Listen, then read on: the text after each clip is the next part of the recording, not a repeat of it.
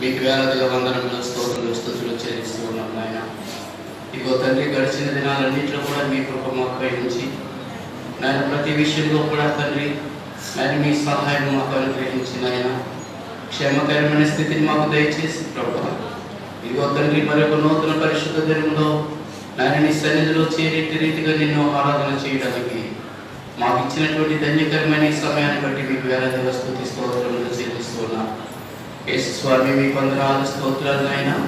ప్రభా, ఇగో తండ్రి పరిశుద్ధ దినంలో నీ సన్నిధిలో చేరి నిన్ను ఆరాధన చేయడానికి మేము సంసిద్ధమవుతూ ఉండగా ప్రభా నాయన తండ్రి, మా హృదయములను మీకు సమర్పించుకొని పరిపూర్ణమైన హృదయములతో, పరిపూర్ణమైన ఆత్మతో, సత్యముగా నేను ఆరాధించే వారుగా తండ్రి మమ్మల్ని మేము సిద్ధపరచుకోవడానికి ప్రభా నీ యొక్క మరి తండ్రి పరిశుద్ధాత్మ శక్తిని మాకు దయచేయమని ప్రార్థన చేస్తున్నాను. ప్రభా, అలవాటుగా ఆచారంగా కాదు తండ్రి నాయన, మరి మేమందరము కూడా ప్రభా నాయన హృదయాలతో నిన్ను ఆరాధన చేయాలి ప్రభా. సత్యమైన ఆరాధన నీ కొరకు జరిగించాలి. నీ సన్నిధిలో ప్రభా మరి తండ్రి నిత్యమైన సంతోషాలను మేము పొందుకోవాలి తండ్రి. అటు రీతిగా మేమందరము కూడా ప్రభా క్రమమైన పద్ధతిలో తండ్రి నేను ఆరాధించటకు కృప దయచేయమని తండ్రి హృదయ సిద్ధపాటును మాకు దయచేయమని ప్రార్థన చేస్తున్నాను. ప్రభా, ఆరాధన మీ సన్నిధి ఉంచండి తండ్రి. మేమందరము కూడా ప్రభా ఆయన భయభక్తులతో నేను ఆరాధించేవారుగా ఆయన మమ్మల్ని సిద్ధపరచండి నాయన. ప్రభా, ఆది నుండి అంతం వరకు మీరే మాకు అధ్యక్షులు ఉండి సమస్త విషయాల్లో అయ్యా మీ చిత్తమే జరగాలి ప్రభా. మీరే మహిమను, ఘనతను, ప్రభావం పొందుకుందని ఈ ప్రార్థన మా ప్రియ రక్షకుడు యేసు పరిశుద్ధమైన నామంలో అడిగి వెళ్ళుకుంటున్నాము తండ్రి. ఆమేన్, ఆమేన్, ఆమేన్.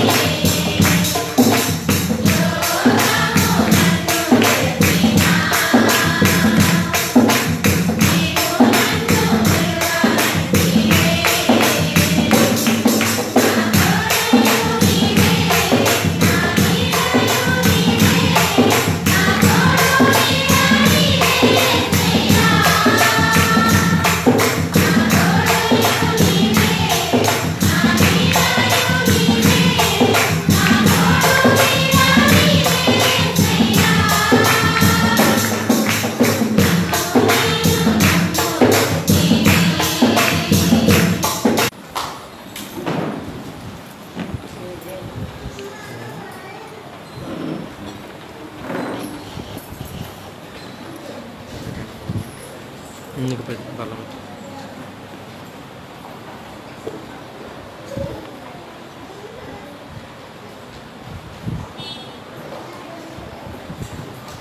అనంతరం లేచి నిలబడి దేవుని స్తుతించుగాను రండి ఉత్సాహించి పడదము రక్షణ దుర్గము మన ప్రభు అయిన కీర్తన పాడి ప్రభువును స్తుతించుకుందాం.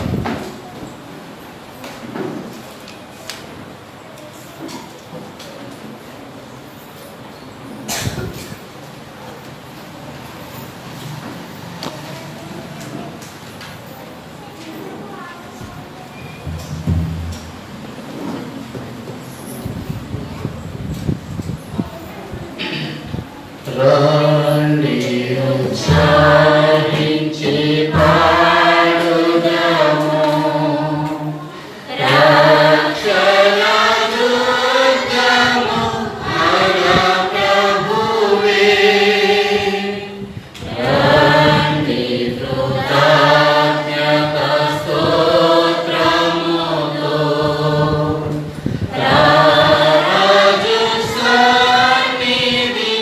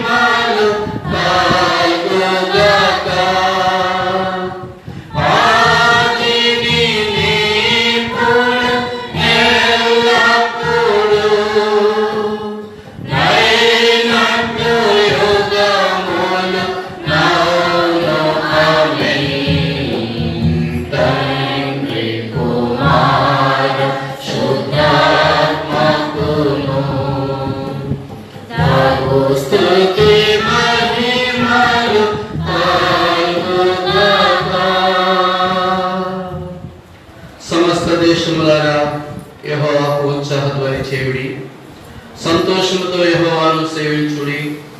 ఉత్సాహగానము చేయుచు ఆయన సన్నిధికి రండి. యెహోవాయే దేవుడని తెలుసుకొనుడి. ఆయనే మనలను పుట్టించెను, మనము ఆయన వారము, మనము ఆయన ప్రజలము, ఆయన మేపు గొర్రెలము. కృతజ్ఞతార్పణలు చెల్లించుచు ఆయన గుమ్మములలో ప్రవేశించుడి. కీర్తనలు పాడుచు ఆయన ఆవరణలలో ప్రవేశించుడి.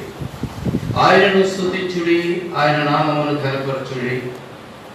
యెహోవా దయాళుడు, ఆయన కృప నిత్యము ఉండును, ఆయన సత్యము తరతరములు ఉండును. దేవుడు తన పరిశుద్ధ వాక్యమును దీవించునుగాక. ఆమేన్. ప్రార్థన చేసుకుందాం. పరిశుద్ధుడా కన్నడ మహారాజా, నీకే వేలాదిగా స్తుతి స్తోత్రములు చెల్లిస్తూ ఉన్నాము తండ్రి.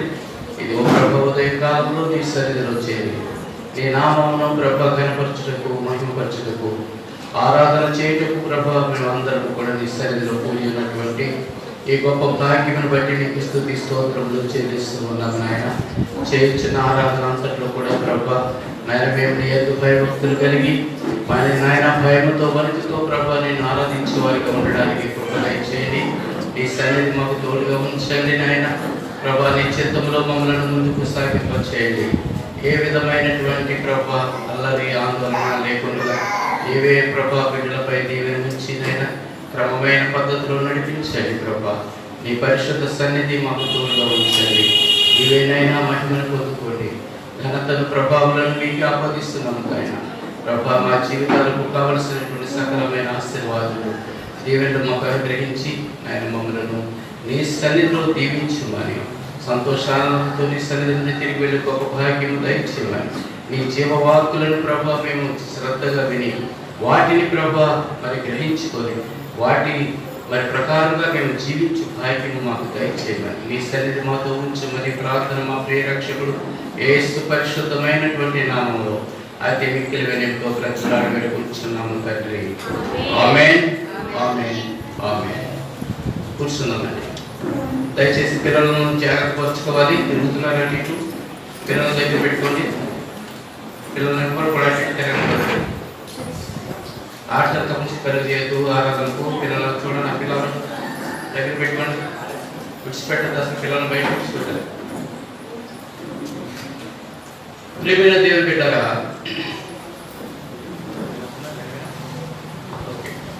కొద్ది నిమిషాలు దేవుని యొక్క వాక్యము మనం ధ్యానం చేస్తున్నాం.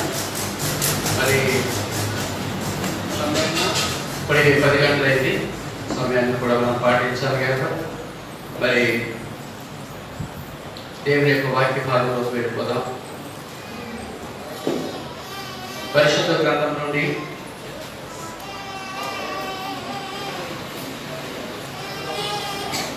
పిల్లలు జాగ్రత్త పరచాలి. పిల్లలు శబ్దాలు పడలేదు, బయటికి తీసుకెళ్ళండి పిల్లల్ని.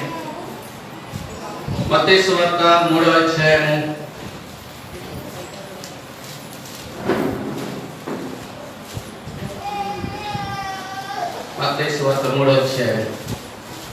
11వ వచనం చూద్దాం. మారు మనస్సు నిమిత్తం 11వ వచనం. మారు మనస్సు నిమిత్తం నేను మీకు బాప్తిస్మం ఇచ్చుచున్నాను. అయితే నా వెనక వచ్చుచున్నవాడు నాకంటే శక్తిమంతుడు, ఆయన చెప్పులు మోయటకైనను ఇంకాను నేను పాత్రుడను కాను. అనగా యోగ్యులను ఆ అర్హత కూడా నాకు లేదు. నా వెనక వచ్చుచున్నవాడు నాకంటే శక్తిమంతుడు. Is the great person. ఆయన చాలా శక్తిమంతుడు. ఆయనతో పోల్చుకుంటే నేనే పాటివాడు. ఆయన నాకన్నా చాలా శక్తిమంతుడు. నేనైతే మీకు నీళ్ళలో బాప్తిస్మం ఇచ్చుచున్నాను మారు మనసు నిమిత్తం, కానీ ఆయన మీకు పరిశుద్ధాత్మలోను అగ్నితోను మీకు బాప్తిస్మం ఇచ్చువాడు. He is the only the God. He is the Son of the God. He is mighty, almighty God. దేవుడు శక్తిమంతుడు అయిన దేవుడు నా వెనక వచ్చుచున్నాడు. నేనైతే మీకు పరిశుద్ధాత్మను, నేను మీకు మారు మనసుల గురించి బోధిస్తూ బాప్తిస్మం ఇస్తున్నాను. మారు మనసు పొందిన వారికి ఈ లోకంలో మరి వారు దేవుని బిడ్డలుగా మార్చబడడానికి నేను నీటి యందు బాప్తిస్మం ఇచ్చుచున్నాను అని యోహాను ప్రకటిస్తూ ఉన్నారు.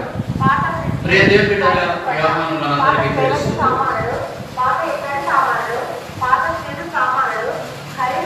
ఈ యోహాను బాప్తిస్మం ఇచ్చే యోహాను అని మనందరికీ అర్థమవుతా ఉంది. ఎందుకంటే బాప్తిస్మము అనేటటువంటి నూతన నిబంధనలో యోహానుతో ప్రారంభించబడింది. అంతవరకు సున్నతి అనేది దేవుని బిడ్డలకు ఉండేది. అబ్రహాము కాలం నుండి కూడా సున్నతి అనేది ఉండేది. గోప్యాంగ చర్మమును తొలగించడం ద్వారా సున్నతి పొందేవారు. అలాంటి సున్నతి పొందిన వారు మాత్రమే దేవుని బిడ్డలు, దేవుని చేత ఏర్పరచుకోబడినటువంటి వారు అని మరి ధర్మశాస్త్రము అధినాల్లో తెలియపరిచింది.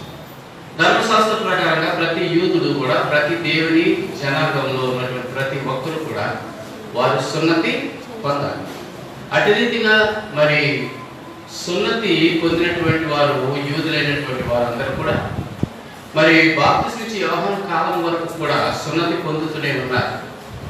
ప్రియ దేవుని బిడ్డలారా, అటువంటి రీతిగా వారు సున్నతి పొందుతూ దేవుని బిడ్డగా ఉంటున్న వారికి ఇక మీదట ధర్మశాస్త్రం కొట్టివేయబడింది కనుక, ధర్మశాస్త్రం నెరవేర్చబడింది కనుక యేసుక్రీస్తులో ఆ ధర్మశాస్త్రం నెరవేర్చడానికి ముందుగా దేవుడు యోహానును పంపించాడు. నాకు ముందుగా ఒక దూతను మీ మధ్యకు పంపిస్తున్నాను. చూడండి, మలాకీ గ్రంథం 3వ అధ్యాయం 1వ వచనం. అది ప్రవచనం. మలాకీ ద్వారా దేవుడు ముందుగా బాప్తిస్మం ఇచ్చే యోహాను భూమి మీదకి వస్తాడని ముందుగానే ప్రవచనం. మలాకీ గ్రంథం 3వ అధ్యాయం 1వ వచనం. ఇదిగో నేను ముందుగా మార్గము సిద్ధపరచుటకు నేను నా దూతను పంపుచున్నాను. చాలండి.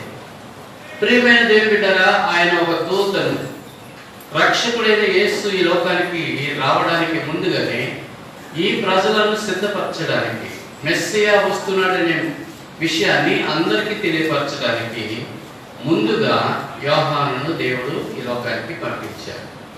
యోహాను మారు మనసును గురించి అందరికీ బోధిస్తూ, మారు మనసు పొందిన వారందరికీ కూడా నీళ్లతో బాప్తిస్మం ఇవ్వడం మొదలుపెట్టాడు. నీళ్లతో బాప్తిస్మం ఇచ్చేటటువంటి యోహానుగా మనకు తెలుసు కనుకనే ఆయన బాప్తిస్మం ఇచ్చు యోహాను అని మనందరూ కూడా తెలుస్తూ ఉంటారు. అయితే ఇతని యొక్క జీవితము చాలా మరి పవిత్రమైన జీవితంగా మనం చూస్తున్నాం. పుట్టినది మొదలుకొని మరణం పొందేంత వరకు కూడా అతడు పవిత్రంగా జీవించాడు. లోకములో జీవించలేదు, అరణ్యంలో ప్రత్యేకంగా జీవించినటువంటి వాడు. పుట్టినప్పటి నుంచి కూడా, తల్లి పాలు విడిచిన దగ్గర నుండి కూడా అతడు లోకంలో జీవించలేదు, ఊరిలో జీవించలేదు, కానీ ప్రత్యేకింపబడి అరణ్యంలో అతడు జీవనం సాగించాడు. అతని యొక్క వస్త్రం ఏమిటంటే తోలు దట్టి ధరించుకొని, అతని భోజనం ఏమిటంటే అడవి తేనెయు మిడతలను భుజిస్తూ అరణ్యంలో ఉండి గొప్ప శబ్దం, గొప్ప కేక ఆయన వేస్తున్నట్టుగా మనం చూస్తున్నాం. చూడండి, అక్కడ 3వ అధ్యాయం 2వ వచనం. పరలోక రాజ్యము సమీపించి ఉన్నది, మారు మనసు పొందుడని యోధా అరణ్యములో ప్రకటించుచుండెను. ప్రభు మార్గము సిద్ధపరచుడి, ఆయన త్రోవను సరాలు చేయడని అరణ్యములో కేకవే ఒక నిశ్శబ్దము. ప్రవక్త యెషయా ద్వారా చెప్పబడిన వాడు ఇతడే. అరణ్యంలో గొప్ప శబ్దం, మారు మనసు పొందండి అని ముందుగా ప్రకటించి దేవుని రాకడకు, యేసుక్రీస్తు ప్రభువారి లోకానికి రావడానికి మార్గమును సిద్ధపరచడానికి ముందుగా పంపబడినటువంటి వాడు యోహాను. యోహాను ప్రభువారి తల్లికి మరి బంధువే. యోహాను తల్లి ఎలిజబెత్ మరియమ్మ గారికి బంధువు, సమీప బంధువు. మరి ఆ యొక్క జన్మ విధానం అంతా కూడా మరొకటి చెప్పుకోవడానికి మనకు సమయం లేదు. అయితే జకరియా యేసు తల్లి అయినటువంటి మరియ గర్భము దాల్చి ఎలిజబెత్ దగ్గరికి వెళ్ళినప్పుడు, అప్పటికి ఎలిజబెత్లో 6 నెలల శిశువుగా ఉన్నటువంటి యోహాను గంతులు వేసిన అనేటటువంటి మాట అనగా యేసయ్యకు మన బాప్తిస్మిచ్చే యోహానుకు ఎంత వయసు అంటే తేడా 6 నెలలు కాదు. అంటే బాప్తిస్మిచ్చే యోహాను యేసయ్య కన్నా 6 నెలల ముందుగా తల్లి గర్భంలోకి రావడం జరిగింది. సరే, ఇదంతా కూడా బాప్తిస్మిచ్చే యోహాను యొక్క జీవితాన్ని మనం చూస్తున్నప్పుడు అతడు చాలా పరిశుద్ధుడిగా దేవునికి మార్గం సిద్ధపరచడానికి లోకానికి వచ్చిన వాడిగా చూస్తున్నాం. చాలా పవిత్రమైన పరిశుద్ధమైన జీవితంలో నూతన నిబంధన కాలంలో మొట్టమొదటి వ్యక్తిగా యోహాను మాత్రమే గుర్తించబడ్డాడు. అంతవరకు ఉన్నటువంటి అనేక మంది ప్రజలు అబ్రహాము సంతతి నుండి కూడా వస్తున్నారు, కానీ వారి జీవితాలు బాగుండలేదు, వారి జీవితాలు పవిత్రపరచుకోలేదు. కానీ మేము అబ్రహాము సంతతి వారమని వారు ఒక విధమైనటువంటి తమ స్వనీతిని ప్రకటించుకుంటూ నీతి తప్పిన జీవితాలతో బ్రతుకుతూ ఉన్నారు. కానీ ఆ కాలంలో మొట్టమొదటి నీతిమంతుడు ఎవరు అంటే యోహాను. దేవుని చేత పంపబడిన యోహాను పరిశుద్ధుడిగా దేవుని పనిని నమ్మకంగా జరిగిస్తూ తన జీవితాన్ని దేవుని మార్గం సరళపరచడానికి ఎందుకు వచ్చాడో ఆ పని జరిగిస్తూ నీతిమంతుడిగా అరణ్యంలో జీవిస్తున్నటువంటి యోహాను పరిశుద్ధుడు, శక్తిమంతుడు. కానీ ఆయన అంటున్నాడు, ఇదిగో నేను మారు మనసు నిమిత్తము నేను మీకు నీళ్ళలో బాప్తిస్మిచ్చుచున్నాను, కానీ నా వెనక ఒకడు వచ్చుచున్నాడు. నా వెనక వచ్చుచున్నవాడు నాకంటే శక్తిమంతుడు, ఆయన చెప్పుల వారు ఇప్పుడైనా నేను పాత్రుడను కాను. నా దేవుడు ఎంత గొప్పవాడంటే ఆయన చెప్పుల వారు విప్పడానికి లేక ఆయన చెప్పులు మోయడానికి కూడా నేను పాత్రుడు కాను. అంత యోగ్యత కూడా లేదు. ఆయన చెప్పులు ముట్టుకునేంత యోగ్యత కూడా నాకు లేదు. చూడండి, ఎంత పవిత్రుడు, ఎంత పరిశుద్ధుడు, ఎంత నీతిమంతుడిగా జీవిస్తున్న యోహాను కూడా దేవుని ఎదుట తను తాను తగ్గించుకుంటున్నాడు. నేను పాత్రుడను కాను, యోగ్యుడను కాను. ప్రియమైన దేవుని బిడ్డలారా, మనం కూడా గమనించాలి, దేవుని కంటే మనం ఎప్పుడు కూడా తగ్గవలసిన వారమే, ఎప్పుడు కూడా దేవుని కంటే చిన్నవారమని గమనించండి. చాలా మంది హెచ్చించుకుంటూ ఉంటారు. దేవుని కన్నా ఎక్కువగా మేము గొప్పవారం అన్నట్టుగా దేవుని అవమానపరుస్తూ ఉంటారు, దేవుని మాటను ప్రోత్సహిస్తూ ఉంటారు, దేవుని ఆజ్ఞలను ప్రక్కన పెట్టేస్తూ ఉంటారు, దేవుని మాటను లెక్క చేయనటువంటి స్థితిలో నేడు చాలా మంది క్రైస్తవ బిడ్డలు జీవిస్తూ ఉన్నారు. దేవుని మాట, శక్తిమంతుని మాట, యోగ్యుడైనటువంటి వాడు మనకన్నా శక్తిమంతుడైన దేవుడు ఆయన చెప్పిన మాటను మనం ఏం చేయాలంటే చాలా చక్కగా దానిని మనం పాటించాలి. అయితే చాలా మంది బిడ్డలు తగ్గిపోతున్నారు. నేను చూస్తూ ఉండగా మరి ఆదివారం చాలా బాగుంటున్నారు, ఆదివారం దేవుడి సన్నిధిలో చాలా చక్కగా ఉంటున్నారు, అందరూ తగ్గించుకున్న హృదయాలతోనే ఉంటున్నారు. నా దేవుడే నా గొప్పవాడు, నా దేవుడే నాకన్నా శక్తిమంతుడు అన్నట్టుగానే ఉంటున్నారు. కానీ తరువాత సోమవారం నుండి శనివారం వరకు మీరు గమనిస్తే ఏ ఒక్కరు కూడా దేవుని నామాన్ని హెచ్చించేవారుగా కనిపించడం లేదు. ప్రియ దేవుని బిడ్డలారా, నేను ప్రేమతో హెచ్చరిస్తున్నాను, మన దేవుడు మనకన్నా శక్తిమంతుడు. ఇది ఎప్పుడు మనం మర్చిపోకూడదు. దేవుని నామమును మనం ఎప్పుడు కూడా హెచ్చించవలసిన వారిమే, కానీ ఆయన నామమును అవమానపరచడానికి కానీ, ఆయన నామమును కించపరచడానికి కానీ, ఆయన నామమును అన్యజనులలో అవమానపరచడానికి కానీ మనకు అధికారం లేదు. యోహాను అంటున్నాడు, నేను ఆయన చెప్పులు మోయడానికి కూడా నేను పాత్రుడను కాదు, ఆ యోగ్యత నాకు లేదంటున్నాడు. కనుక దేవుని బిడ్డలైన మనము దేవుని ఎప్పుడు కూడా మనకు ఉన్నతమైన స్థితిలో ఉన్నాడు, ఆయన నాకన్నా గొప్పవాడని అనుకోవాలి. కానీ మన గొప్పతనాలు చాటుకోవడానికి దేవుని ఎదుట సరిపోము. యోహాను అంతటి వాడే సరిపోలేదు. యోహాను నీళ్ళలో బాప్తిస్మిస్తున్నాడు. ఎంత గొప్పవాడు యోహాను అంటే, ప్రియ దేవుని బిడ్డలారా, యేసుక్రీస్తు ప్రభు వారు యోహాను దగ్గరికి వచ్చి నాకు బాప్తిస్మం ఇమ్మని అడుగుతూ ఉన్నారు. ఎంత గొప్ప మరి ఆధిక్యత యోహానుకి ఇవ్వబడిందో చూడండి. దేవుడు యోహాను చేత యేసయ్య బాప్తిస్మం పొందుతూ ఉన్నాడు. అయ్యా ప్రభువా, నీవు నీ చేత నేను బాప్తిస్మం పొందవలసిన వాడిని కదా, నీవు నన్ను బాప్తిస్మం ఇమ్మని అడుగుతున్నావు ప్రభు అంటే ఆయన అంటున్నాడు, ఇప్పటికీ ఇలాగున కార్యము ఇలా జరిగింది. యోహాను యేసు ప్రభు వారికి బాప్తిస్మం ఇచ్చిన గొప్ప నీతిమంతుడు. దేవుని స్తోత్రం చెప్పండి. హల్లెలూయా. దేవుని దినాన అటువంటి యోగ్యత భాగ్యం నీకు కూడా ఇస్తున్నాడు.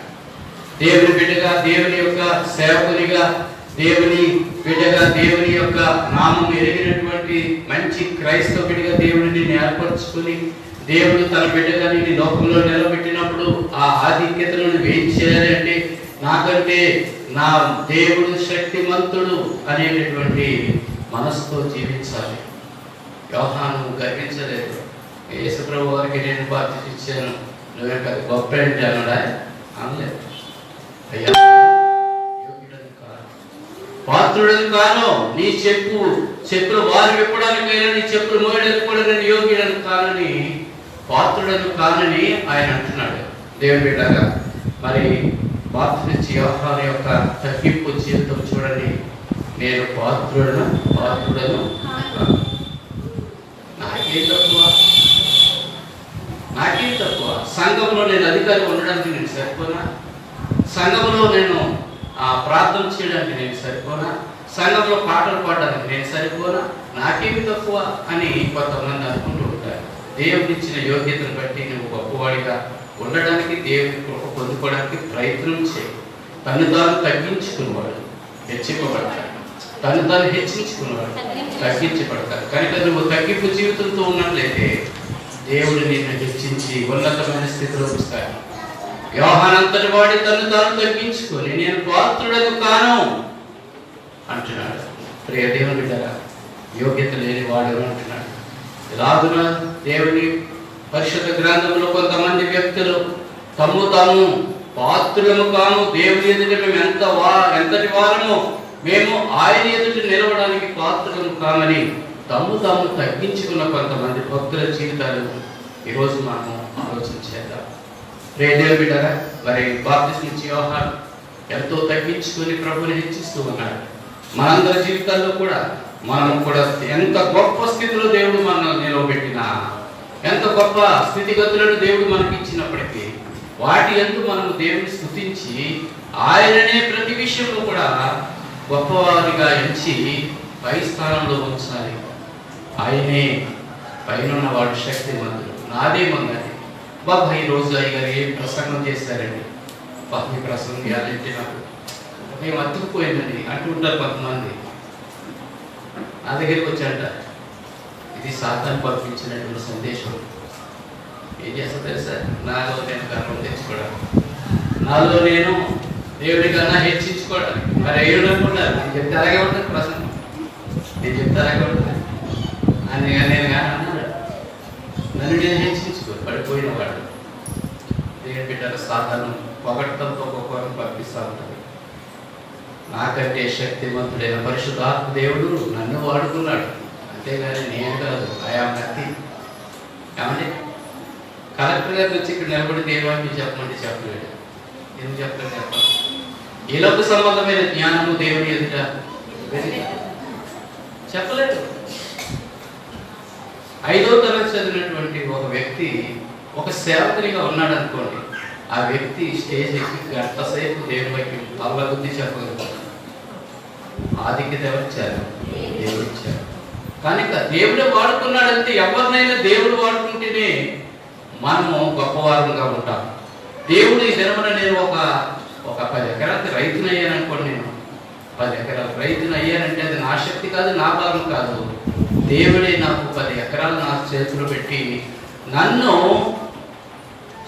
ఒక సాక్షిగా దేవుని బిడ్డలు ఇలా దీవించబడతారేమో, లేకపోతే నా ద్వారా కొంతమందికి మేలు కలగడానికో దేవుడు నన్ను ఎంచుకుని నా యొక్క ఆస్తిని పెట్టాడని అనుకోవాలి. అంతేగాని నాకు ఎంత ఉంది అంత ఉంది, ఇది నాది, నేను ఎంత గొప్పవాడిని ఎంత గొప్పవాడిని నిన్ను నువ్వు హెచ్చించుకుంటే పడిపోతావు. దేవుడ ఎంత గొప్ప శక్తి కలిగినటువంటి నీతిమంతుడు పరిశుద్ధుడు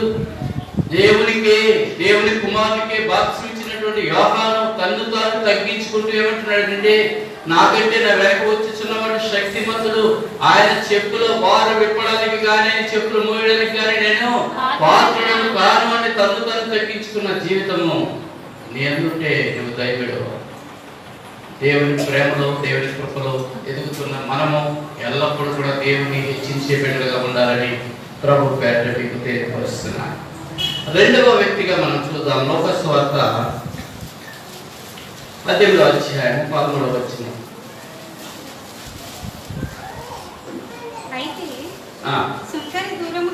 అయితే సుంకరి దూరముగా నిలబడి ఆకాశం వైపు కన్నులెత్తుటకైనా ధైర్యము చాలక రొమ్ము పట్టుకొనుచు, దేవా పాపినైనా నన్ను కరుణించుమని పలికాను. ఏమంటే ఇక్కడ సుంకరి ప్రార్థన మనం చూస్తున్నాం.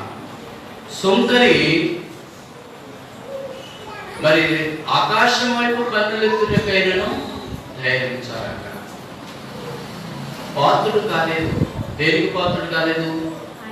ఆకాశం వైపు కన్నులెత్తుటకైనను దేవుని వైపు చూచుటకైనను అతడు పాత్రుడని కాను.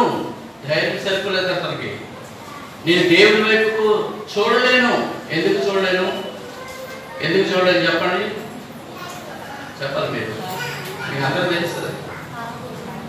రేనారా తల్లి పిలిచా, నీకు తెలుసు నువ్వేం చేసావు. నాన్న ఎందుకు పిలుస్తున్నాడు నీకు తెలుసు. ఇలా రా అని అనుకోండి. వచ్చి ఏం చేస్తాడు వాడు? నేల చూపులు చూస్తాడు. ఏం చేస్తాడు? నేల చూపులు చూస్తాడు. తండ్రి ముఖంలోకి చూడలేదు. కారణం తప్పిదం చేస్తాడు. పాపి అయిన సుంకరి, నేను పాపిని అని గమనించుకున్నటువంటి సుంకరి పరిశుద్ధుడైన దేవుని వైపు చూడడానికి పాత్రుడను కాను అనుకున్నాడు. ధైర్యము సరిపోలేదు. దేవుని బిడ్డరా, పరిశుద్ధుడైన దేవుడు ఆకాశంలో ఉన్నాడు కదా. ఆకాశం వైపుకు కన్నులెత్తుటకైనను ధైర్యము సరిపోలేదు. కారణం ఏంటి? నేను పాత్రుడని కాదు, నేను పాపిని అని తన్ను తాను తగ్గించుకొని రొమ్ము కొట్టుకొనుచు ఏం చేస్తున్నాడు? దేవా పాపినైన నన్ను కరుణించుమని ప్రార్థన చేస్తున్నాడు. ప్రియ దేవుని బిడ్డరా, దేవుని సన్నిధిలో మనము పాత్రులమా కాదా ఆలోచించేయండి. దేవుడైతే నిన్ను ప్రేమించి మంచి స్థితిలో ఉంచి దీవించి ఆశీర్వదించి దీవెనతో నడిపించాలని కోరుకుంటున్నాడు. అయితే నీవు దేవుని మర్చిపోయి నీ జీవితంలో నిన్ను నువ్వు హెచ్చించుకుంటూ స్వనీతిని ప్రకటించుకుంటూ పరిసయ్యుల వలె జీవిస్తున్నామేమో.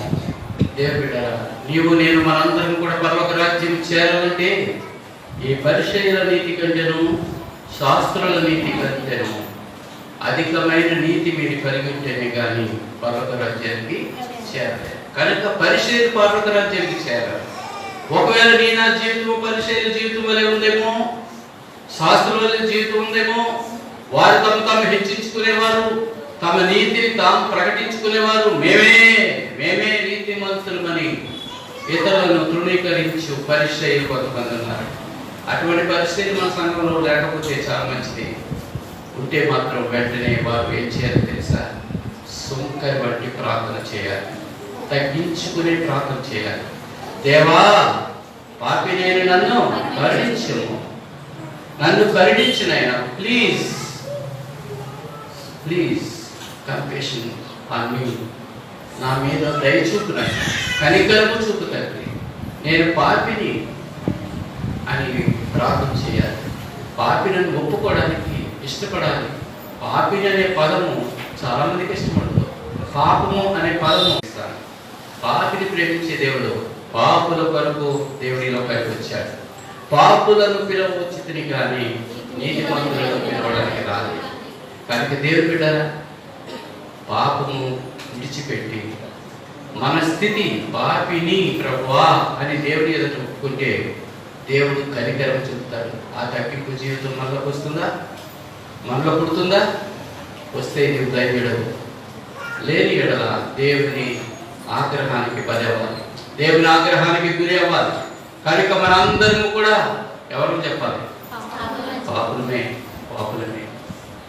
అయ్యా మేమందరము పాపులమే. మా పాపములను తీసివేయగల గొప్ప దేవుడు, మా కొరకు శిలువ రాళ్ళ మీద రక్తము కార్చిన గొప్ప దేవుడు. నీ పరిశుద్ధ రక్తము మాత్రమే ఏం చేస్తుంది? మా ప్రతి పాపాన్ని కడిగిస్తుంది. క్రీస్తు రక్తం, యేసుక్రీస్తు రక్తము ప్రతి పాపం నుండి మనను విమోచించును అని దేవుని వాక్యం.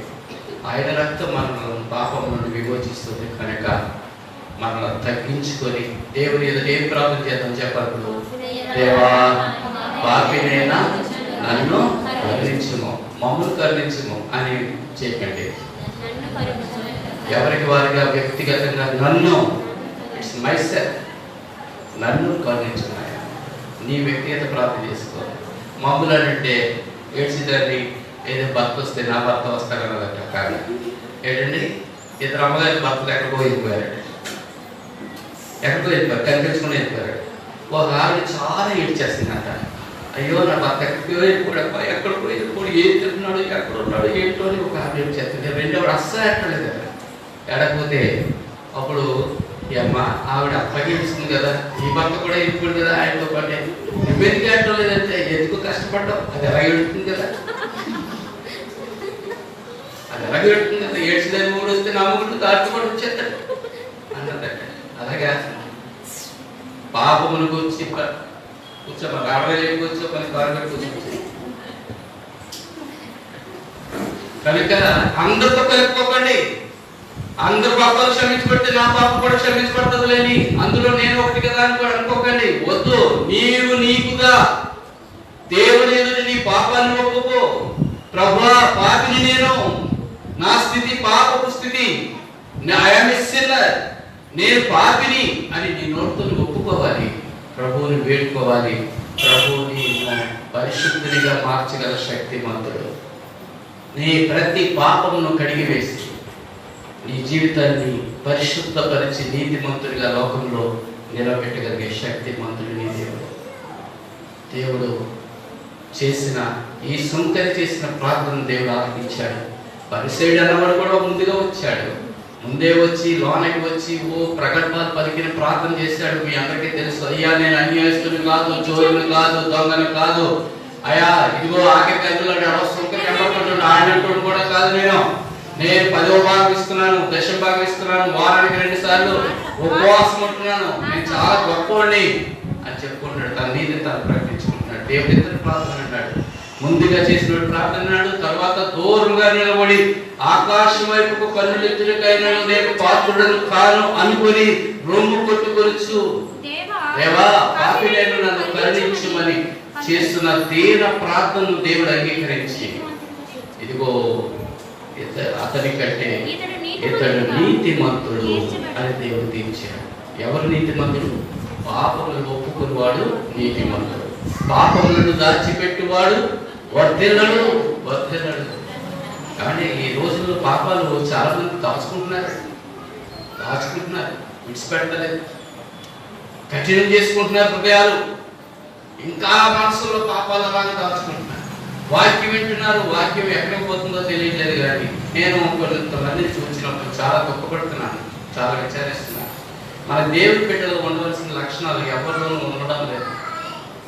దేవుడి బిడ్డ అంటే దేవుడికి పుట్టిన బిడ్డలు ఏమంటే దేవుడి పుట్టిన బిడ్డలు కదా.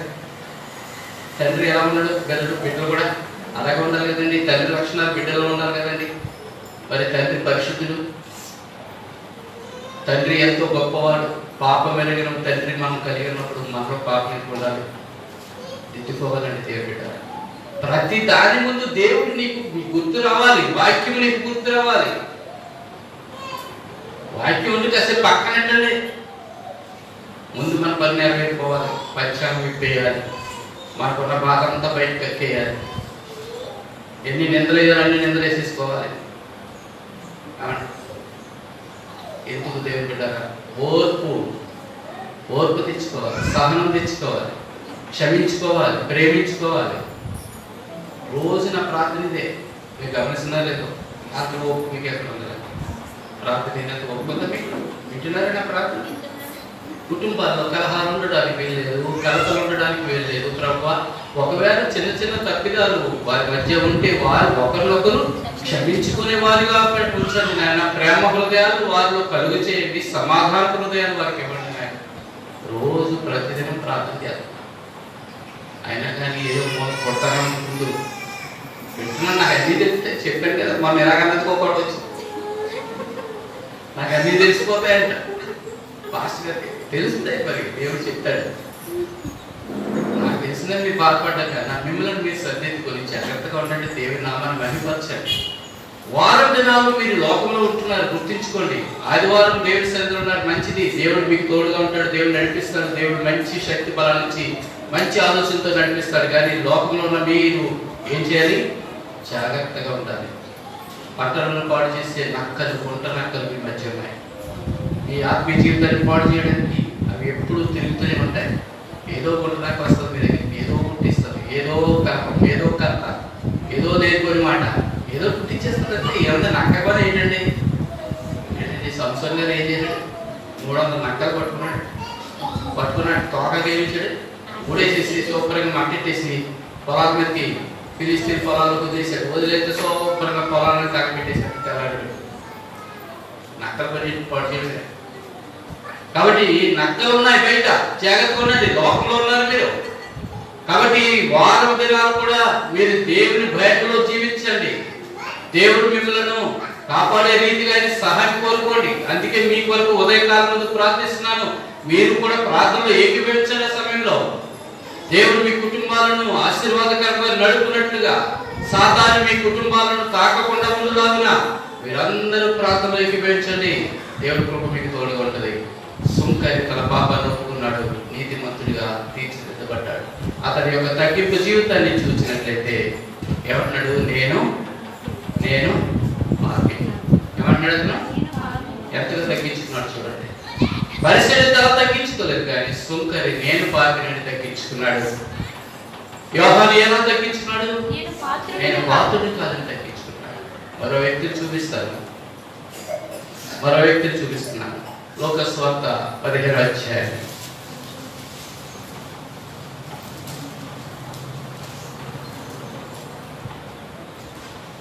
19 నుండి. ఇక మీదట నీ కుమారుడని అనిపించుకొనుటకు నేను యోగ్యుడను కాను. నన్ను నీ కూలి వారిలో ఒకరిగా పెట్టుకొని మరి అతనితో చెప్పుదుననుకుని లేచి తండ్రి యొద్దకు వచ్చాను. ఇప్పటి వరకు ఎవరైనా కుమారుడు తండ్రి చేత ప్రేమించబడినటువంటి కుమారుడు. ఎంతో ప్రేమించాడు తండ్రి. అయితే కుమారుడు దుష్ట వ్యసనములతో, దుర్వ్యాపారంతో తన తండ్రి యొద్దను శోధించి తీసుకుని పోయిన ఆస్తి అంతటిని పాడు చేసేసుకున్నాడు. ఆకలితో మాడిపోతూ ఉన్నాడు. అంత ముందు భాగం అంతా చదివితే అతడు ఎంత బాధపడ్డాడో, ఆకలితో ఎలాగా అతడు వ్యధ చెందాడో మనకు అర్థమవుతుంది. ఆఖరికి పందులు తినే పొట్టు, ఏ పొట్టు? పందులు తినే ఆహారం. పందులు తినే ఆహారం తినడానికి కూడా ఇష్టపడ్డాడు. కాబట్టి పందులు ఆహారం మీరే సిద్ధపరుస్తున్నారు మీ ఇళ్ళ దగ్గర. ఆడొక ఏం పెడుతున్నాడు? ఓ డబ్బా పెట్టేసిపోతుంటే ఆ డబ్బాలో ఏం చేస్తున్నారు? మిగిలిపోయిన అన్నం, మిగిలిపోయిన గంజి, చెడు వాసన, కుళ్ళిపోయిన వాసన పడుతున్న అన్ని అందులో పడితే అది దేనికి ప్రీతి?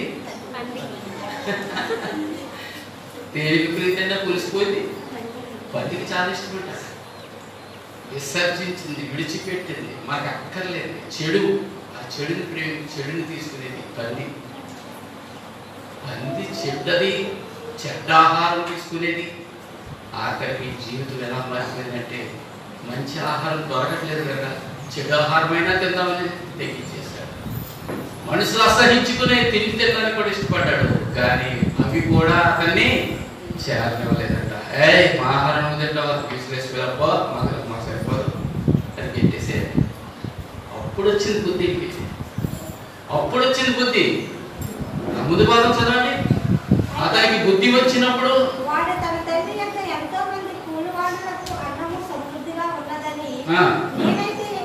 ఎప్పుడంటే చదువుతాను, అతనికి బుద్ధి వచ్చినప్పుడు నా తండ్రి ఇంకా అనేక మంది పరివారికి సమృద్ధిగా ఆహారం ఉన్నది, నేనైతే ఇక్కడ ఆకలికి చచ్చిపోవచ్చున్నాను. నేను లేచి నా తండ్రి ఎదురుకు వెళ్ళి ఇలా చెప్తాను అనుకుని మాటలు చెప్తున్నాడు. ఏమని మాటలు చెప్తున్నాడు?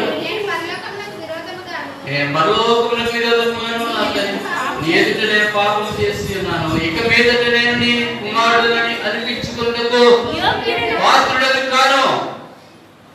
దేవుడా, చిన్న కుమారుడు తన ఆస్తి అంతటిని తీసుకుపోయి దుర్వ్యాపారం వలన పాడు చేసుకొని తినడానికి ఆహారం కూడా లేనటువంటి పరిస్థితుల్లో దీనుడుగా ఆకలికి మాడిపోతున్నటువంటి వ్యక్తిగా దేవునికి దూరమైపోయినటువంటి బిడ్డలుగా మన స్థితి కూడా అలాగే ఉంటుంది. దేవుని విడిచిపెట్టిన వారికి చిన్న కుమారుడు గుర్తు రావాలి. చిన్న కుమారుడుగా ఉన్న వారందరూ కూడా ఈ దినమున భ్రష్టులైపోయి లోకంలో తిరుగుతున్నటువంటి చిన్న కుమారుడు వంటి వారు దేవుని బిడ్డలు ఎంతమంది లేరు చెప్పండి.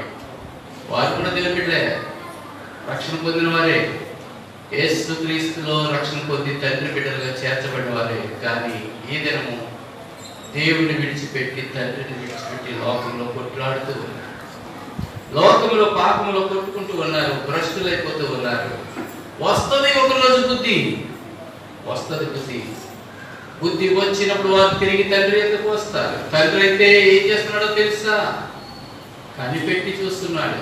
నా బిడ్డలు నా దగ్గరికి రావాలి, నా బిడ్డలు వెళ్ళిపోయారు, తిరిగి నా దగ్గరికి ఎప్పటికైనా వస్తారు అని ప్రేమతో ఆయన కనిపెడుతూ ఉన్నాడు. బుద్ధి వచ్చిన వారు ఏమంటారో తెలుసా? ఇక మీదట నీ కుమారుడు అనిపించుకోవడానికి నేను యోగ్యుడను కాదు, పాత్రుడను కాదు. నీ కూలి వారిని ఒకరిగా నన్ను పెట్టుకొని నాకు భోజనం పెడితే చాలయ్యా. నీ ఆస్తిలో వాటవద్దు, నీ పొలంలో నాకు వాటవద్దు, నాకు ఏమి వద్దు, కానీ ఏం కావాలి? కొంచెము భోజనం పెడితే చాలు. నీ పనివాళ్ళు పనిచేసి భోజనం ఎలా నీ దగ్గర తింటున్నారో అలాగే నేను కూడా కూలి వారిగా పనిచేస్తాను అని చేర్చుకోమని అడుగుతున్నాడు. దేవుని బిడ్డగా పాత్రుడు కాదు, పాపి దేవుని యొక్క ప్రేమను పొందుకోవడానికి నిజంగా పాత్రుడు కాదు, కానీ తండ్రి ప్రేమ గలవాడు కనుక ఆ కుమారుని అలా చెప్పుదనుకుని తిరిగి లేచి తండ్రి ఎదుకు వెళుతూ ఉండగా కుమారుడు ఇంకను దూరంగా ఉండగానే తండ్రి వారిని చూచి కనికరపడి పరిగెత్తి వారి మెడ మీద పడి ముద్దు పెట్టుకొనెను. దేవునికి స్తోత్రం చెప్పండి. హల్లెలూయా. నువ్వు ఎంత పంపుకొడుతున్నావో తెలుసా? నీ పాపం నీ మీద నుండి ఎంత అసహ్యంగా ఉన్నావో తెలుసా? నీ పాపపు కొంపు ఎంత దరిద్రంగా ఉందో తెలుసా? అయినా కానీ నీవు ఒక్క మాట వృద్ధి తెచ్చుకోవాలి చాలు. అయ్యా, నేను తప్పు చేశాను, దేవుని ఎదుట ఎలా ఉన్నాను? తప్పు చేశాను, నీ ఎదుట పాపం చేశాను, నీ దేవునికి వ్యతిరేకంగా జీవించాను, నీ ఎదుట నేను పాపం చేశాను, నేను నీ కుమారుడిగా ఉండడానికి నేను యోగ్యత కానయ్యా అని మనసు నీళ్ళకి వస్తే దేవుడు నువ్వు కుమారుడిగా ఉండడానికి నీవు నిజంగానే పాత్రుడు కాకపోయినప్పటికీ కూడా దేవుడు నిన్ను ప్రేమించి తన బిడ్డగా చేర్చుకునేటటువంటి ప్రేమ హృదయంతో నిన్ను ఆహ్వానిస్తున్నాడు.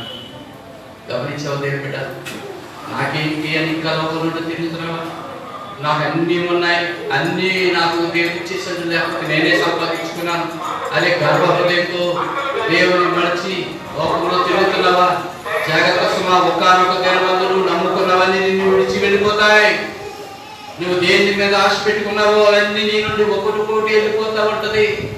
ఇప్పుడు మనం చూస్తున్నాము, కోటీశ్వరులు దరిద్రులైపోయి లోకంలో తిరుగుతున్నారు. సమస్తాన్ని పోగొట్టుకొని, వారు ఆరోగ్యము పోగొట్టుకొని, ఐశ్వర్యము పోగొట్టుకొని రోడ్డు మీద భిక్షమెత్తుకుంటుందంట హీరోయిన్ ఒక ఆవిడ మనం చూపిస్తున్నారు ఫేస్బుక్ లో. ఒకప్పుడంట వెంకటేష్ పక్కన హీరోయిన్ గా, నాగార్జున పక్కన హీరోయిన్ గా నటించిన నాటి హీరోయిన్ నేటి పరిస్థితి చూడని ఒక పోస్ట్ పెట్టారు. వాడు ఏం చేస్తా ప్లాట్ పైన కూర్చుని అడుగుతున్నాడు. కోట్లలో మునిగి తేలింది, తన అందాన్ని మెప్పించింది, ఐశ్వర్యంలో మునిగి తేలింది. ఈనాడు అన్నీ వెళ్ళిపోయాయి. అంటే ఏమైపోయి ముసల్మాన్ వేసుకుని ప్లాట్ వారి మీద అడుగుతున్నాడు. జాగ్రత్త సుమా, ఒకవేళ నువ్వు ఆస్తి నమ్ముకుంటున్నామో అది నిన్ను కాపాడదు, అందాన్ని నమ్ముకుంటున్నామేమో అది కాపాడదు. నువ్వు దేని నమ్ముకున్నా అది ఏది నిన్ను కాపాడదు, కానీ నిన్ను కాపాడువాడు ఎల్లప్పుడూ నీ దేవుడైనటువంటి యేసయ్య మాత్రమే. ఆయన యందు విశ్వాసం ఉంచు. చనిపోయిన లాజరు సహితము బ్రతికించి లోకములో నిలబెట్టినటువంటి దేవుడు, మరణకరమైన రోగముతో చచ్చిపోవడానికి సిద్ధమైనటువంటి వాడు, మరణ సందేశం పొంది శక్కదిద్దుకోమని కబురు పంపించినటువంటి దేవుని సమాచారం పొందుకున్నాడు హిజ్కియా. మరో 15 సంవత్సరాల కృప పొందుకున్నాడు. దేవుని బిడ్డ, నువ్వు ఈ లోకంలో ఏదన్నా అది దేవుడిచ్చిందే, దాన్ని బట్టి నువ్వు అతిశయించడం కాదు, కానీ నీ దేవుడైన ప్రభువునందు అతిశయించు. నీ పాపం విడిచిపెట్టు, దేవుని యందు నువ్వు మంచి వ్యక్తిగా జీవించడానికి బుద్ధి తెచ్చుకోమని దేవుని యొక్క వాక్యం సెలవిస్తూ ఉంది. కనుక దేవుని బిడ్డరా, ఇక్కడ తగ్గించుకుంటున్నాడు. ఏమైనా తగ్గించుకుంటున్నాడు? నేను నీ కుమారుడును నడిపించుకోవడానికి. ఇప్పుడు వరకు ఇంటిలో నేను గొప్పవాడిని, పెద్దోడు అమెరికాడు తెలుసు కదా, అది ఏం చేయలేవు, ఏమండాలి, తిన్నుండాలి. ఆయన పొలం పని, తండ్రికి విధేయుడిగా ఉండి పొలం పని చేసుకుంటూ పారాకోనము మట్టి పొట్టులో వేసుకుని పోతా ఉండేవాడు. వీడేమో సోపుగట్టులాగా చక్కగా మంచి ఫ్యాషన్స్ అన్ని ఎంటర్టైన్ చేస్తూ సరదాగా బుల్లెట్ల మీద ఏది కొత్త కొత్త బళ్ళు వచ్చాయి కదండి ఇప్పుడు. అంటే బండిని వాడిని పక్క పక్కన పెట్టి తూకం వేస్తే బండే బరువు ఉంటుంది. అంటే బండి కన్నా తేలుకుంటాడు, కానీ బండి మీద ఓ ఎగిరిపోతాడు. ఎక్కడైనా బండి ఒక్కసారి గట్టిగా మొరాయించి అనుకోండి, ఎగిరి దూరం పడతాడు బండి మీద ఖచ్చితంగా. సరే వారి ఇష్టం, ఉన్న డబ్బులు ఉన్నాయి, ఖర్చు తప్పులేదు. కానీ దేవుని బిడ్డరా, దేవుని బిడ్డగా జీవించడానికి ఇష్టపడాలి, బుద్ధి తెచ్చుకోవాలి, విధేయతతో జీవించాలి. అందుకే కుమారునిగా ఘనత పొందినటువంటి వాడు ఈరోజు ఎంతగా తగ్గించుకుంటున్నాడంటే, నీ కుమారునిగా ఉండడానికి నేను యోగ్యుడనుగా. దేవుని బిడ్డరా, మనం కూడా దేవుడిచ్చిన ఆధిక్యతను పోగొట్టుకోవద్దు. దేవుడు ఏం చేశాడో తెలుసా? మనందరినీ కూడా దేవుని కుమారుగా కుమార్తెగా చేశాడు, మనందరినీ స్వతంత్రులుగా చేశాడు. మనకి భయం లేదు, ఎవరికి భయపడక్కర్లేదు, సాతానికి అస్సలు భయపడక్కర్లేదు. ఎందుకంటే మనకు ఇప్పుడు ఫ్రీడమ్, ఇండిపెండెన్స్. మనం దేవుని బిడ్డలం. భారతదేశం ఒకప్పుడు బానిసత్వంలో ఉంది. ఎవరి బానిసత్వంలో? బ్రిటిష్ వారి బానిసత్వం ఉంది. వారికి భయపడాలి, వారి చట్టాలు గౌరవించాలి, వాళ్ళు ఏం చెప్తారు మనం చేయాలి. కానీ ఇప్పుడు మన స్వతంత్రులు, మనమే మన చట్టాలు చేసుకుంటాం, మనమే మన పరిపాలన విధానం రాసుకుంటాం. మనకు ఒక రాజ్యాంగం ఉంది. బిఆర్ అంబేద్కర్ గారు మనకు ఒక రాజ్యాంగం రాసిచ్చారు. ఆ రాజ్యాంగం ప్రకారంగా మన దేశాన్ని మనమే పరిపాలన చేసుకునే స్వతంత్రం అయిపోయాం. అలాగే మనము కూడా దేవుని బిడ్డలుగా మన జీవితాలు దేవునిలో గడుపుకునే స్వతంత్రులు. మన కూడా అక్కడికి సరిపోదు. నోవలకు వచ్చిన మన ఎవ్వరికి వచ్చి చేయడానికి సరిపోదు. ఎందుకో తెలుసా? దేవుని యందు మనము స్వతంత్రులు. దేవుడు మనకు స్వతంత్రం ఇచ్చాడు, స్వేచ్ఛనిచ్చాడు. కనుక దేవుని విడిచిపెట్టని బిడ్డలుగా ఉండండి. ఎక్కడికి వెళ్ళిపోకండి, లోకంలోకి వెళ్ళిపోకండి, పాడైపోకండి. దేవుడు మీకు ఇచ్చినటువంటి మంచి ధన్యతలను పాడు చేసుకోకండి. కాబట్టి దేవుడు నేను నా ఇద్దరు సిస్టర్స్ చక్కగా బిడ్డలు, ఎవరు బిడ్డలు ఇంకా పెళ్లి అవ్వడానికి ఇద్దరు అమ్మాయిలు చక్కగా అక్క చెల్లెలు. వాళ్ళు ఒక కీబోర్డ్ వాయిస్తున్నారు, ఒకరు ప్యాడ్స్ వాయిస్తున్నారు. వాళ్ళే చక్కగా మౌత్ పెట్టేసుకుని వాయిస్తూ చక్కగా పాట పాడేస్తారు. ఎంత చక్కగా వాయిద్యాలు వాయిస్తున్నారో తెలుసా? ఎంత చక్కగా పాటలు పాడుతున్నారో తెలుసా? ఇద్దరు అక్క చెల్లెలు దేవుని మహిమపరుస్తున్నారు. దేవుని బిడ్డ దేవుడు వారికి తలాంతులు ఇచ్చాడు. మనకిచ్చిన తలాంతులు ఎక్కడ దాచి పెడుతున్నారు చూడండి. భూమిలో తవ్వి భూమిలో కప్పెడుతున్నారేమో. దేవుని బిడ్డలు చక్కగా పాటలు పాడే ధన్యత నీకు ఇచ్చాడేమో. వాయిద్యాలు వాయించేటటువంటి గొప్ప ధన్యత నీకు ఇచ్చాడేమో. దేవుడు నేను వాడుకుంటున్నాడు. వాటిని విడిచిపెట్టి అబ్బాయి నాకు అక్కర్లేదు అనుకుంటే దేవుడు ఏం చేస్తాడు తెలుసా? కలియుగంలోది కూడా నీ దగ్గర నుంచి తీసి పారేస్తాడంట. అబ్బాయి పాడమా పాడంటే నేను పాడలేదంటే అని అంటే కుదరదు. పాడలేదా గొంతు కారకేమవుతుంది, చూసిపోతుంది. ఇక్కడ వచ్చి ఎంత తీసుకున్న పాట పాడవలసిన వారందరూ పాడాలి. దేవుడు ఇచ్చిన మంచి స్వరాలు దేవుని కొరకు వాడాలి. ఇక్కడికి వచ్చి పాడేవాళ్ళే పాడదా అనుకోకండి, అక్కడ ఉండి కూడా పాడచ్చు, వాడితో కలిసి పాడచ్చు, తప్పులేదు. నిలబడ్డారు కదా అక్కడ సరే పాడుకుంటారు మాకేంటి అని ఏం చేస్తారు? మూతులు సార్ తిప్పుకుని మనకు సంబంధం లేదన్నట్టుగా అక్కడ పడుతున్నారు. పాడి వెళ్ళేసుకోండి, ఆనందించేవాడు పడుతున్నారు. దేవుడు అది దేవునిలో మంచిది కాదు, దేవుడు ఇష్టపడ్డ కార్యం. పాడేవాళ్ళని ప్రోత్సహించండి, వారితో కలిసి మీరు కూడా గలపెట్టండి, దేవుని స్తుతించండి, దేవునికి మహిమపరచండి, దేవునికి ఘనత కలుగుతుంది. మీ నుండి మీ స్తుతి దేవునికి పంపించండి, మీ నుండి మీ యొక్క మహిమ దేవునికి పంపించండి. దేవుడు ఇష్టపడతాడు, సంతోషిస్తాడు. నాకెందుకు లేదని పాడగలిగి కూడా కొంత మూసుకొని కూర్చుంటే దేవుడు బిడ్డరా దేవుని చిత్తం కాదు. కాబట్టి ముగ్గురు వ్యక్తులకు చూపించాను. ఎవరు చెప్పండి? ఎవరు? బాప్తిసం చేయవా, నేను పాత్రుడు కావాలని తగ్గించుకుంటున్నాడు, ప్రభువుని కనపరుస్తున్నాడు. రెండవదిగా సొంకరి చూపించాను. సొంకరి కూడా మరి ఆకాశం వైపు కన్ను ఎత్తడానికి కూడా కన్నులు ఎత్తడానికి కూడా ధైర్యం చాలకుండా ఏం చేస్తున్నాడు? పాత్రుడను కాను, నేను ఎందుకు పాత్రుడు కానంటే నేను పాపిని, పరిశుద్ధుని వైపు కన్నులెత్తి చూడడానికి నాకు ధైర్యం లేదు. ఎప్పుడు నువ్వు ధైర్యంగా చూడగలుగుతావు కదా, తెలుసా? పాస్టర్ అమ్మాయి గారు ఏంటంటే అయ్యారు, ఎప్పుడు నీలో ఏ లోపం లేనప్పుడు, అయ్యగారు నీ మీద ఒక నేరం మోపడానికి వీలు లేనప్పుడు నువ్వు వచ్చి ధైర్యంగా మాట్లాడగలుగుతావు. లేని దూరంగా నిల్చుంటావు. కారణం ఏంటంటే నీలో ఉన్న తప్పేదో నీకు తెలుసు. అయ్యగారిని సరిగా చూడలేదు, కళ్ళలోకి చూసి మాట్లాడలేదు. కారణం నీలో తప్పు. దేవుని వైపు చూడాలంటే మనం ఎలా ఉండాలి? మంచి హృదయాలతో ముందు తగ్గించుకోవాలి. ఒకవేళ నిజంగా నేను పాపిని ప్రార్థన చేయ, దేవుడు నిన్ను ఏం చేస్తాడంట? ఏం చేస్తాడు? నువ్వు పాపి కదా, భూమిలో పో అని భూమిలో తొక్కేస్తాడా? ఏం చేస్తాను? నేనేం చేస్తాను? నిన్ను బలపరుస్తాను, లేని కాళ్ళ వల్ల నీ కాళ్ళను బలపరుస్తాను. నిన్ను ఎక్కడ నిలబెడతాను? ఆ కొండల మీద, పర్వతాల మీద నిన్ను నిలబెడతాను, ఉన్నతమైన స్థితిలో ఇస్తాను. సుంకరి తగ్గించుకుంటున్నాడు, నేను పాపి. మూడవదిగా తప్పిపోయిన కుమారుడు. తప్పిపోయిన కుమారుడు ఏం చేస్తున్నాడో తెలుసా? నేను ఈ కుమారుడు అనిపించుకోవడానికి యోగ్యుడని కాను, పాత్రుడని కాను. మనం దేవుని ఎదుట నిలవడానికి పాత్రలు కాకపోయినప్పటికీ కూడా దేవుడు మనకు ఏం చేస్తున్నాడు? అవకాశం ఇస్తున్నాడు.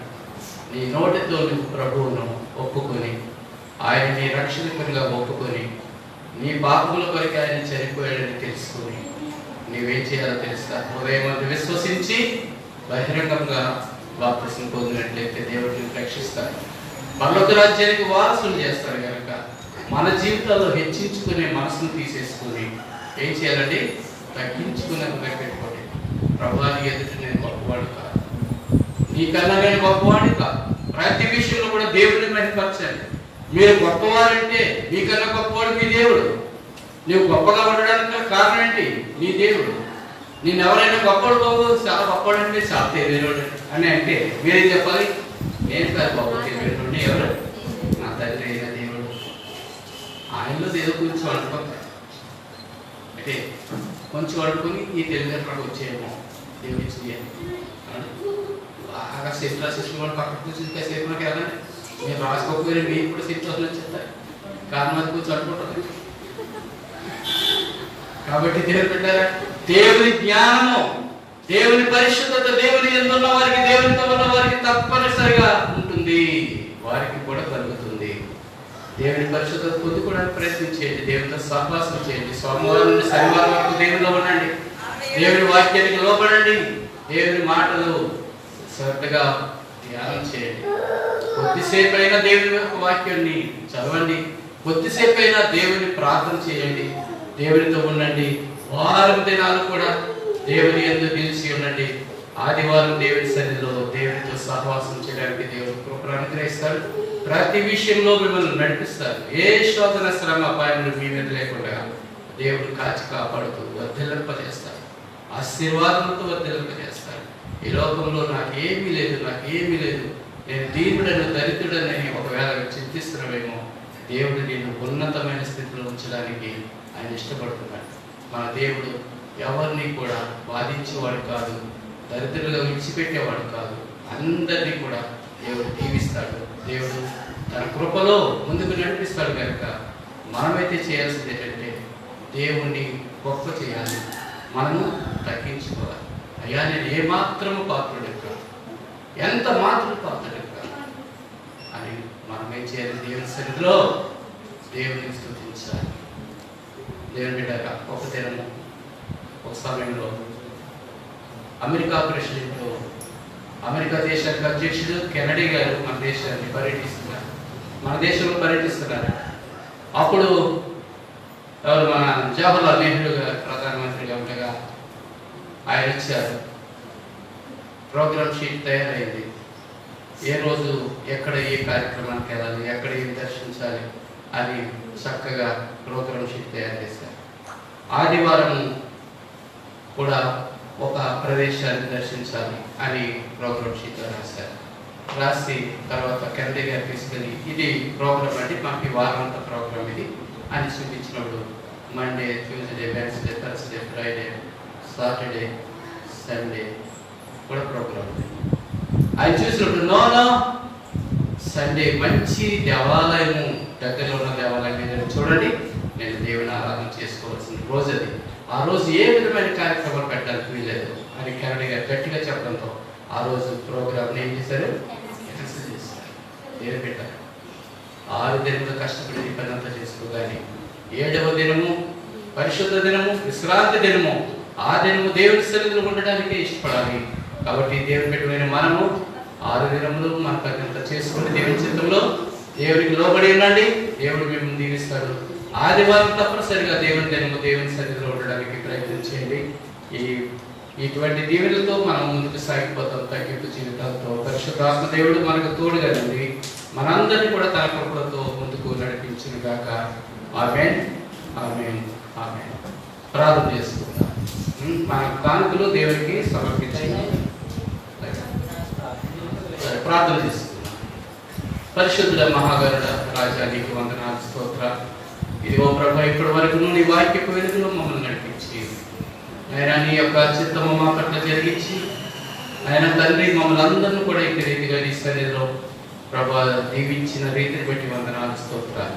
నీ వాక్యంతో మమ్మల్ని ప్రభా ఆయన తండ్రి ఆయన బలపరిచిన రీతిని బట్టి వందనాలు. వాక్యము వినినటువంటి వాక్యాన్ని బిడ్డలు ప్రభా విడిచిపెట్టక వారి వారి హృదయాల్లో బదిలపరచుకొని నేను చక్కగా తండ్రి వాక్యానుసారంగా జీవించే కృప వారిలో దయచేయమని ప్రార్థన చేస్తూ ఉన్నాను. యేసు స్వామి, మీకు వందనాలు, స్తోత్రాలు తండ్రి.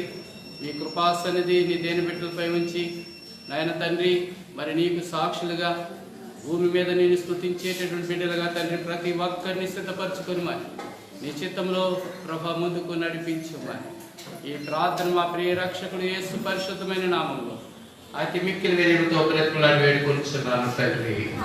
ఆమేన్, ఆమేన్, ఆమేన్. మన కానుకలు దేవునికి సమర్పించారు.